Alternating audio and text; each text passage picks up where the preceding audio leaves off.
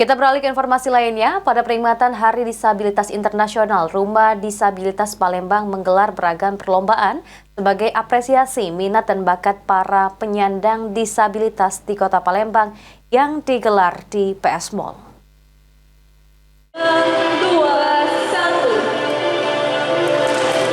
Guna memberikan apresiasi kepada para penyandang disabilitas di Kota Palembang dalam menyalurkan minat bakat, Rumah Disabilitas Palembang menggelar beragam perlombaan di PS Mall. Adapun perlombaan ini dilaksanakan untuk memperingati Hari Disabilitas Internasional dengan tema Harmoni Nusantara Inklusif yang memiliki arti keberagaman. Ketua Rumah Disabilitas Palembang, Kori Atunisa Atasa mengatakan, tujuan dari kegiatan ini sebagai sarana bagi teman-teman disabilitas untuk menyampaikan minat dan bakatnya. Kegiatan ini melibatkan 12 SLP di Kota Palembang dengan 125 peserta yang akan mengikuti beragam perlombaan seperti menari, menyanyi, melukis, fashion show, make up, dan menyusun pempek.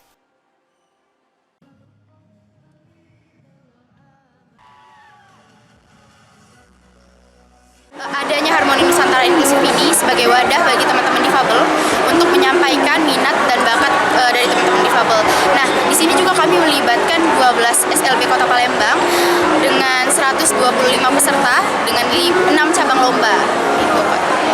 Lombanya tadi lomba apa aja, Pak? Ada lomba menari, menyanyi, fashion show, make up, lukis, dan susun pempek.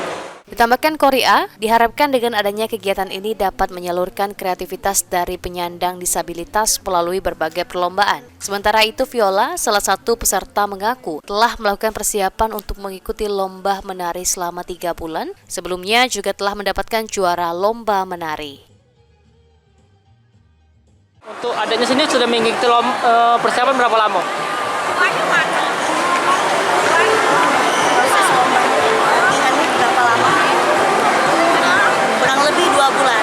Lebih dari bulan. Tapi memang sebelumnya sudah ikut tari ya atau bagaimana?